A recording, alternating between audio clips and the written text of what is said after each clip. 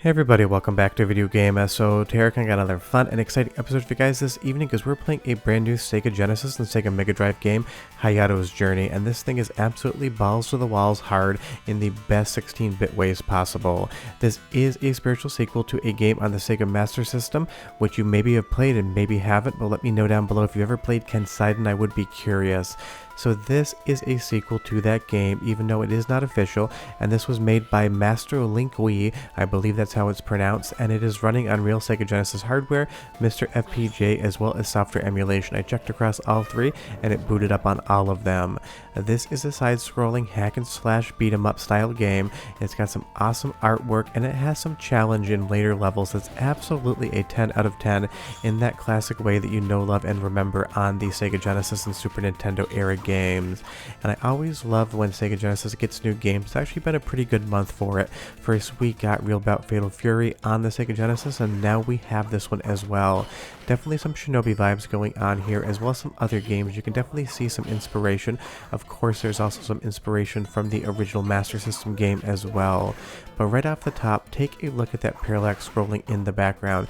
This is pushing the Sega Genesis to limits it never saw in its release, in my opinion.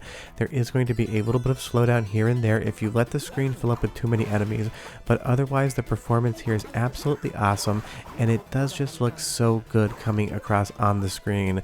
I love the pseudo lighting effects where you see the sprites flickering a little bit with that fire flame effect in the front, and all of the enemies here have a really nice look to them as well. And it's just so much fun when you get new Sega Genesis games. I will leave a link in the description below on how to find this one, so definitely do check it out. But as far as the gameplay is concerned, it should be infinitely familiar. It's a side-scrolling action platformer, so you've definitely played it before. And you'll see here I've upgraded my sword, and I now have this kind of like lightning effect coming out of it, which is definitely going to be very useful. This game is going to be harder or easier depending on what weapon you have in your arsenal. Losing a good weapon in this game is absolutely brutal, and you definitely do not want to do that, because you'll see here with all of the enemies on the screen, having that projectile weapon is going to make it so much easier on me. But later on in this gameplay footage, when I lose it, I'm absolutely going to be decimated, because you'll see I took my first death there, and now I have to go through the entire area without that projectile, which is going to move the gameplay down to a slower cadence. You have to really think about your screen position and how you're attacking the enemies. Some are going to jump with an arc pattern, others are going to walk right towards you, and you need to recognize how each enemy moves and their patterns and exploit their weaknesses to succeed. If you just blindly keep moving to the right and trying to mash the attack button, you are going to die, and you are going to die quickly. And I actually love that about the design of this game. It's smart and intelligent in what it's asking of the player, and it's basically telling you to slow down, take your time, and better understand what's in front of you, and sometimes enemies will even come from behind you, and that is really nice. It isn't just a button mashing action platformer. You really do need to think about what's going on. And this is just the first level right here, but it is one of the most visually impressive, and I love how the flickering fire hits those structural beams, and they have the parallax scrolling going on as well. As far as the visuals in this game are concerned, they pulled out so many different tricks on the Sega Genesis hardware. It looks absolutely outstanding, so whoever developed this definitely had a technical mastery of what you could actually get out of the Sega Genesis hardware, and this is developed on a new SDK as well, so maybe that's making things easier for developers to get some more power out of obviously aged hardware.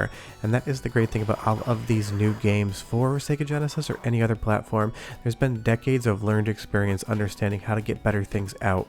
And you'll see here your master has been hung up by a rope outside of his own temple, so they definitely go hard on the subject matter here as far as the violence is concerned.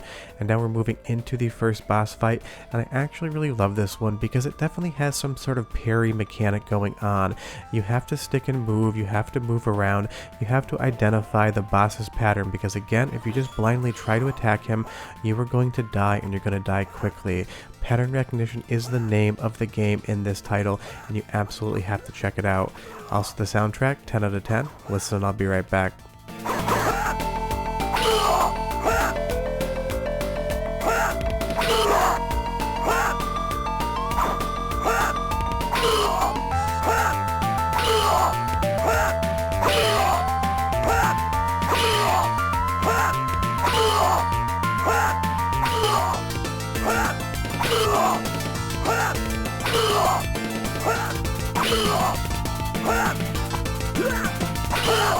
Ah!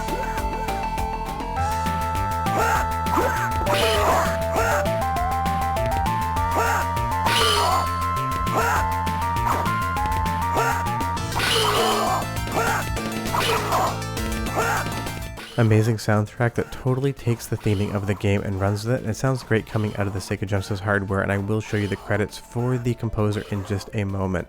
But you'll see here, once you identify the boss's pattern, pushing him to the right side of the screen and coming in, poking with a few attacks and letting him whiff his own club strike, then this boss fight basically becomes a free win, and that is a really nice thing.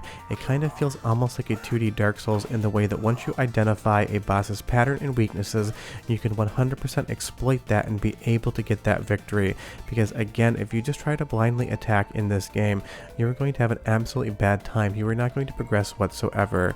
So we get a little bit more story and we can move on with the gameplay, and that is always a fun thing, because again, getting new Sega Genesis games doesn't happen every single day, but in the month of July, we've gotten a healthy helping of these titles, and you do get options in the menu. There is no difficulty adjustment, it's just the amount of lives and continues you have.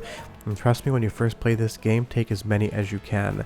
And even the title screen here with all of the clouds and parallax, absolutely visually stunning. I love parallax scrolling in 16-bit era games, and this has some of the best.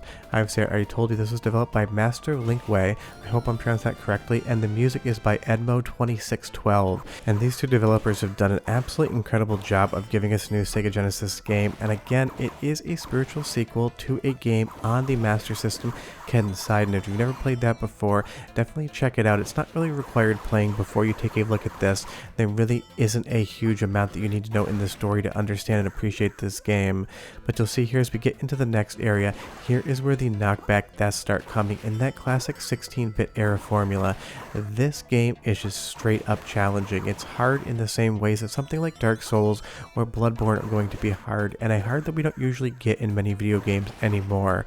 You have to be perfect with your jumps, you have to be perfect with your attacks, and you really need to manage your screen space and the enemies on it, because one wrong move, one wrong attack, and you're going to fall directly into a pit. And that is where a lot of this fun comes from, the same way that something like Ghouls and Ghosts is going to absolutely kill you in so many new and inventive ways, but you're going to love dying trying to figure out how to progress forward in the game.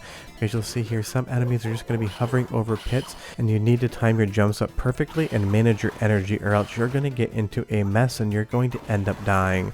But that's what I love about games like this, the learning experience to understand how to succeed, how to progress, what you need to be doing and what you need to avoid, because I should have attacked a little earlier there and I took one more death.